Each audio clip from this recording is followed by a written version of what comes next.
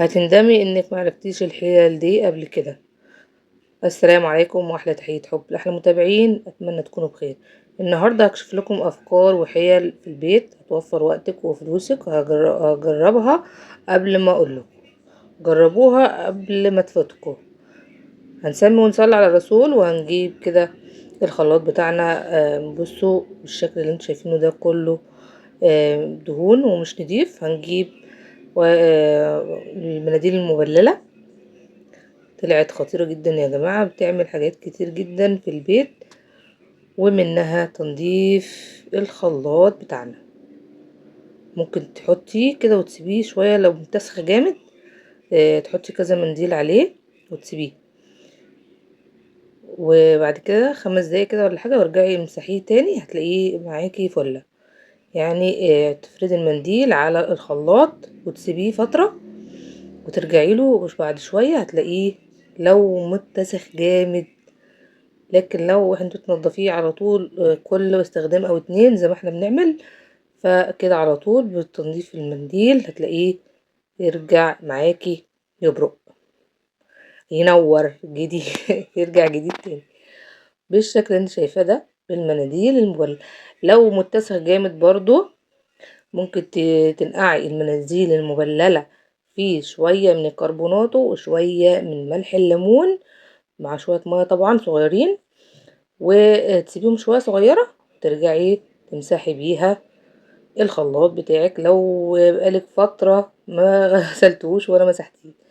واللفة دي بقى محدش يعرف يلفها زي ما انا بلفها كده. السلك ده اللي محير كل الستات هتلفيه كده على وتجيبي الفيشة جوه، مش هتسيب معاكي خالص وتعينيه بالشكل ده. طريقة سهلة. عندي هنا العلبة اللي بتحفظي فيها النضارة. انا مثلا خارجة ودي بايظة او بايظت مننا فيها هوا، نشف معانا المناديل. هناخد كده المناديل بتاعتنا وهنحطها جوه العلبة دي الكمية اللي انت عايزاها. ممكن تحطيها في الشنطة معاكي بقى بدل ما تاخدي العلبة كلها لو انت خارجة، وتاخدي المنديل بكل سهولة منها. او لو العلبة باظت او الكيس باظ بتاعنا، تعملي الفكرة دي تنقليها في علبة تانية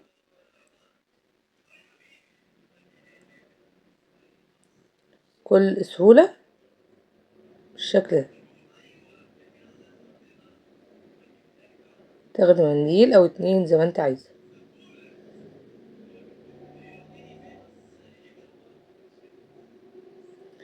حلوة جدا. بتاعت النضارات بتترمي ومحدش بيستخدمها، جربوها هتلاقوها فكرة حلوة جدا.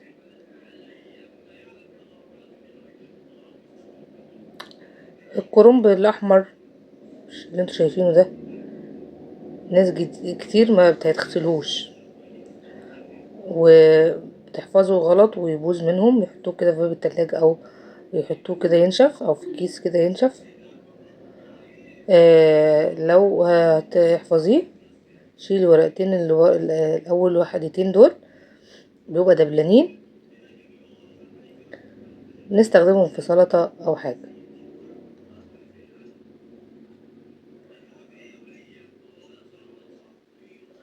لازم تشيلي الحتة اللي تحت الراس دي لو هتحفظيه،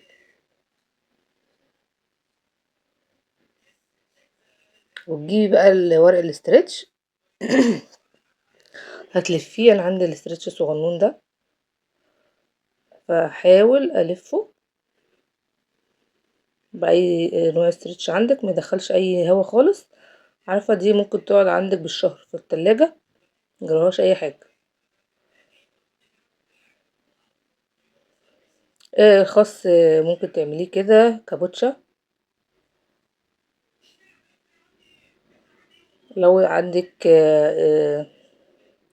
متعرفيش تقطعي الاسترتش لفيه بالشكل ده والمقص عادي هتلاقيه اتقطع معاكي، ولا تشدي ولا تتعبي نفسك، وهتلاقي الطرف كمان بدون اي تعب هتلاقيه موجود.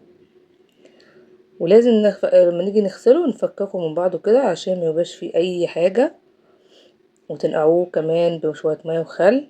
ده طريقة الغسل بتاعته، مش نقطعه بحاله وما نعرفش جوه الورقة ايه.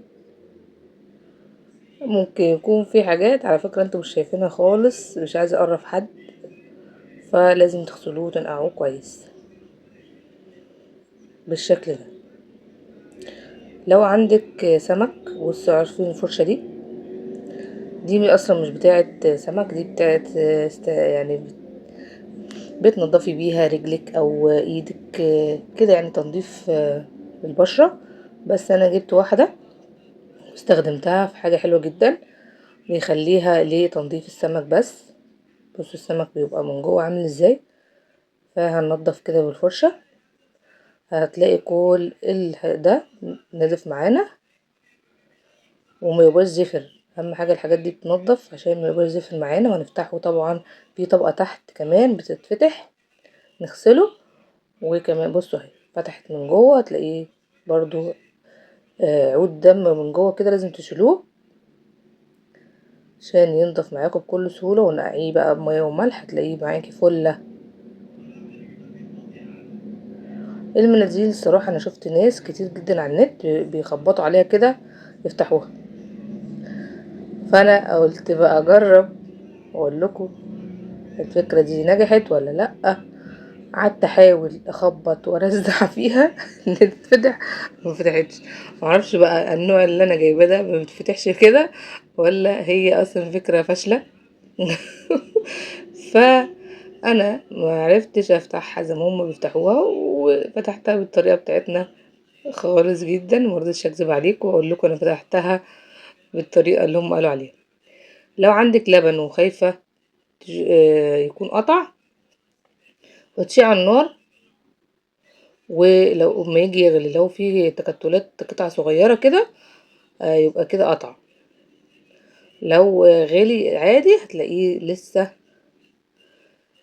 حلو. اختبار اللبن يعني.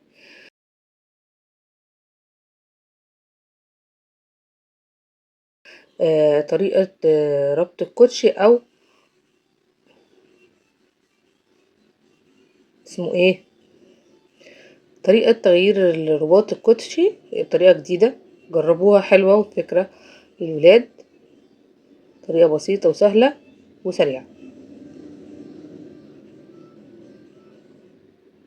نعملها كمان مرة عشان اللي ما شافش كويس يشوف الطريقة. تاخدي اللمتين كده جنب بعض، تاخدي اللمتين التانيين اللي جنب بعض بتدخلي واحدة واحدة برضو جنب بعض، والناحية دي نفس الفكرة 2. وفي الاخر بتاخدي واحدة هنا وواحدة هنا عشان تعرفي تربطي، طبعا مش هتخليهم جنب بعض، فاهمين؟ والشكل ده احلى ربطة، سهلة وبسيطة وسريعة.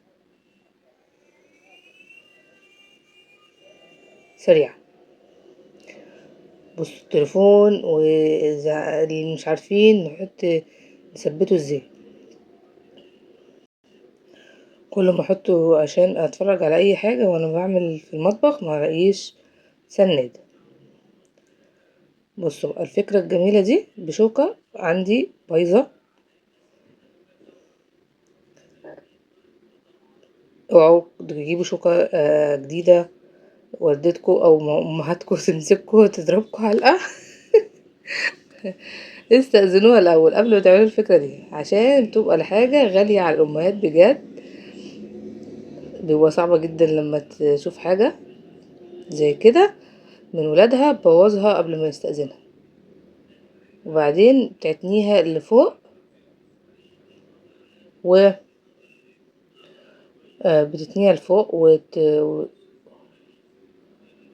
بالشكل ده تبقى عملتي ايه، سندي التليفون بحاجة بسيطة جدا.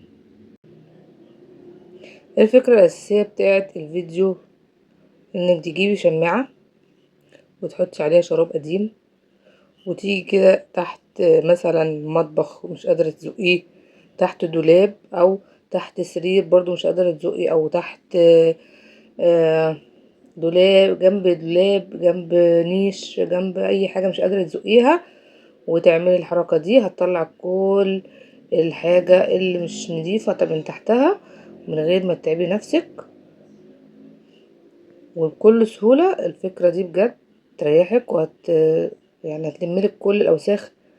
ودي الفكرة التانية برضو، لو الشراب عندك قديم وبايظ ما ترموهوش، اوعي ترميه، حطيه كده في المساحة. تمام. هتجيبي شرابين او شراب، ده شراب كبير فجبت شراب واحد، وهربطه بقى باستيك مثلا بمشبك، بدبوس، اي حاجة متوفرة عندك، وتكون لسه ماسحة ولا حاجة على المطبخ والشقة، في مية مبلولة في الاخر تبقى كده لسه منشفتش كويس. هتجيبي كده المنديل وتشوفي بقى كده، هتلاقيه لم كل معاكي كل المية. بصوا هعصر لكم المية عشان تشوفوا كمية المية اللي اتعصرت، وتنشفيه وبترجعي تستخدميه تاني وترمي اي شراب. فكرة حلوة وجميلة، ويا رب افكاري يكون عجبتكم، وتعملوا لايك للفيديو واشتراك في القناة، واستودعكم الله، واستنوا الفيديوهات الجاية بإذن الله.